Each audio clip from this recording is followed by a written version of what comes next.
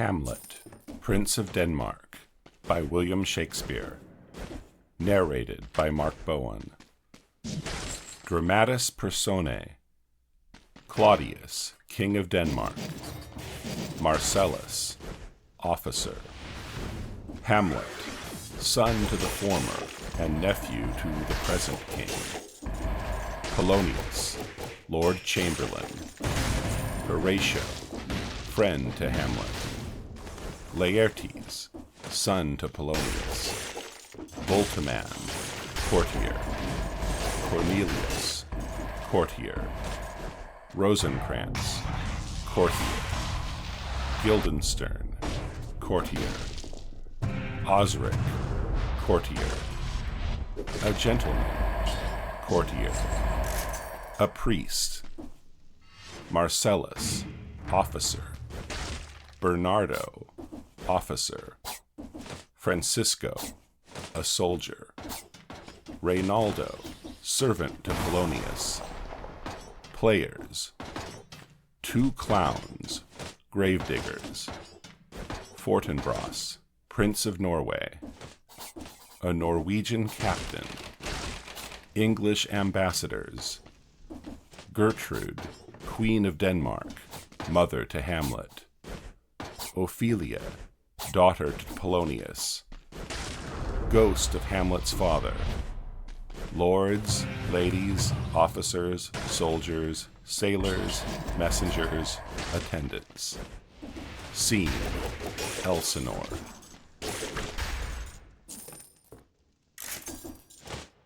Act 1, Scene 1. Elsinore, a platform before the castle. Francisco at his post. Enter to him Bernardo. Bernardo. Who's there? Francisco. Nay, answer me. Stand and unfold yourself. Bernardo. Long live the king. Francisco. Bernardo? Bernardo. He. Francisco. You come most carefully upon your hour. Bernardo. 'Tis now struck 12. Get thee to bed, Francisco. Francisco. For this relief much thanks. 'Tis bitter cold, and I am sick at heart. Bernardo. Have you had quiet guard? Francisco. Not a mouse stirring. Bernardo. Well, good night. If you do meet Horatio and Marcellus, the rivals of my watch, bid them make haste. Francisco. I think I hear them. Stand ho! Who's there? Enter Horatio and Marcellus. Horatio. Friends to this ground. Marcellus. And liegemen to the Dane. Francisco. Give you good night. Marcellus. Oh, farewell, honest soldier. Who hath relieved you? Francisco. Bernardo has my place. Give you good night. Exit. Marcellus. Hola, Bernardo. Bernardo. Say, what, is Horatio there? Horatio. A piece of him. Bernardo. Welcome, Horatio. Welcome, good Marcellus. Marcellus. What, has the thing appeared again tonight? Bernardo. I have seen nothing. Marcellus. Horatio says 'tis but our fantasy, and will not let belief take hold of him touching this dreaded sight, twice seen of us.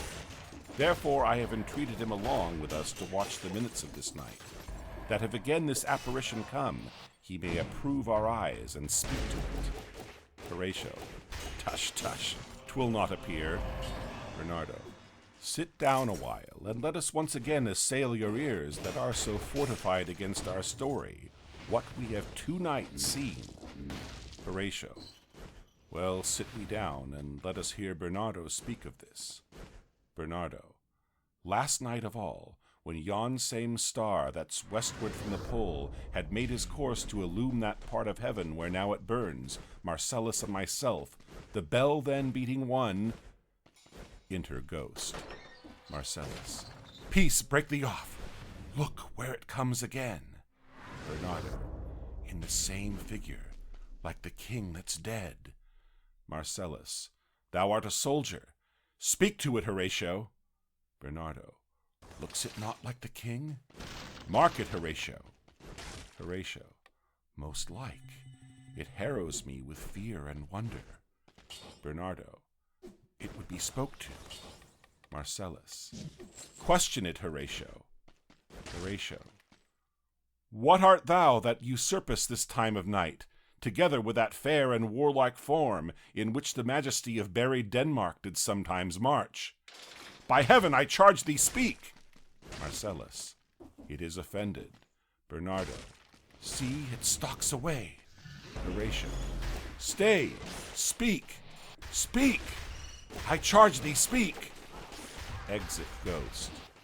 Marcellus. 'Tis gone, and will not answer. Bernardo.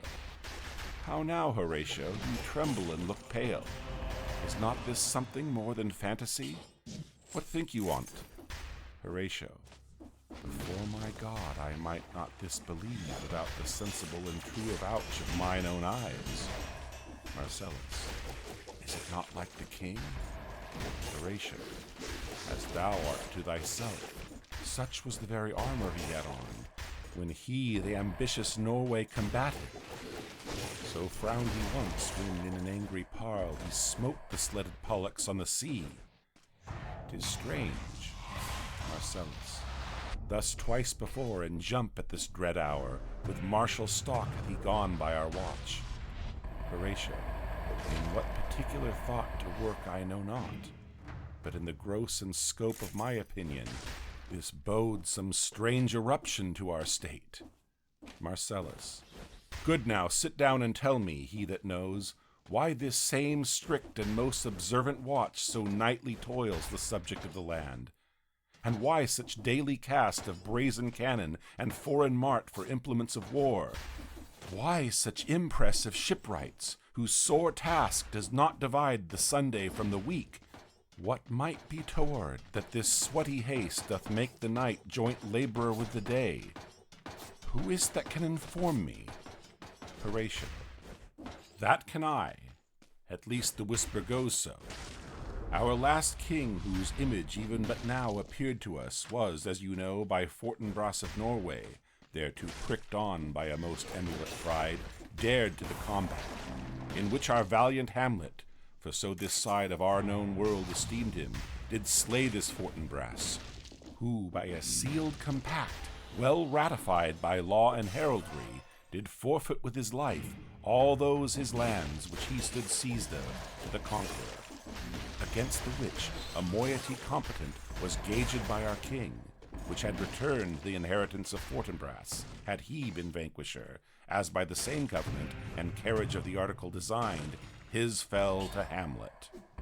Now, sir, young Fortinbras, of unimproved metal hot and full, hath in the skirts of Norway here and there sharked up a list of lawless resolutes for food and diet, to some enterprise that hath a stomach in it, which is no other, as it doth well appear unto our state, but to recover of us by strong hand and terms compulsatory those foresaid lands so by his father lost.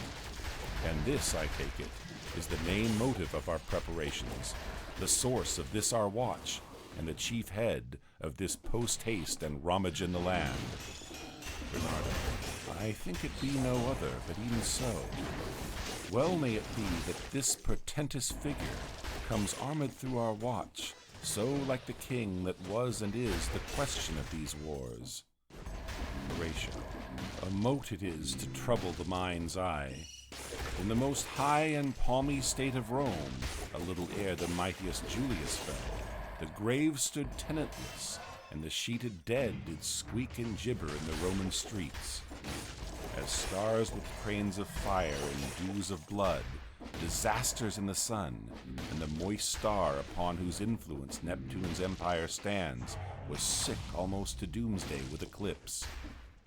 And even the like precurse of fierce events, as harbingers preceding still the fates and prologue to the omen coming on, have heaven and earth together demonstrated unto our climatures and countrymen. But soft, behold, lo, where it comes again. Re-enter Ghost. I'll cross it, though it blast me. Stay, illusion! If thou hast any sound or use of voice, speak to me. If there be any good thing to be done, that may to thee do ease and grace to me, Speak to me. Cock crows. If thou art privy to thy country's fate, which happily foreknowing may avoid, oh, speak! Or if thou hast uphoarded in thy life extorted treasure in the womb of earth, for which they say you spirits oft walk in death, speak of it. Stay and speak! Stop it, Marcellus! Marcellus. Shall I strike at it with my partisan? Horatio. Do, if it will not stand. Bernardo. 'Tis here. Horatio. 'Tis here. Marcellus. 'Tis gone. Exit Ghost. We do it wrong, being so majestical, to offer it the show of violence.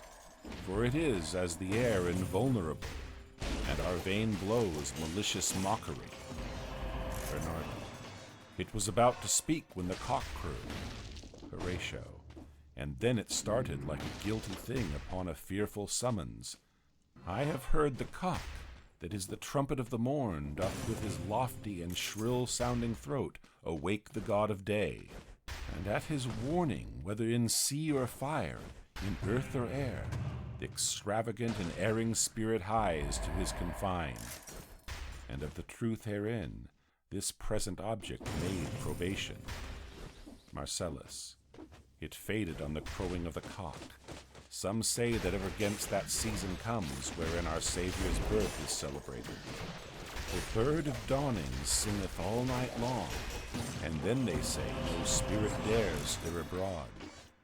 The nights are wholesome, then no planet strike, no fairy takes, nor witch hath power to charm, so hallowed and so gracious is the time. Horatio. So have I heard, and do in part believe it.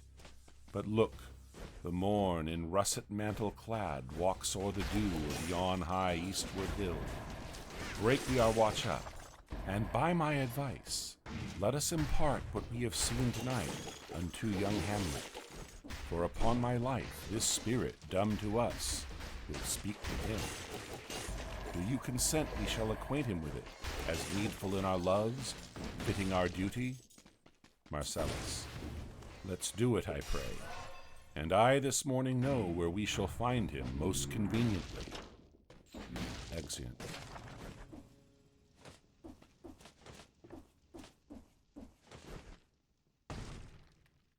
Scene 2. A room in the castle. Enter King Claudius, Queen Gertrude, Hamlet, Polonius, Laertes, Volterman, Cornelius, lords and attendants. King Claudius. Though yet of Hamlet, our dear brother's death, the memory be green, and that it us befitted to bear our hearts in grief, and our whole kingdom to be contracted in one brow of woe, yet so far hath discretion fought with nature, that we with wisest sorrow think on him, together with remembrance of ourselves.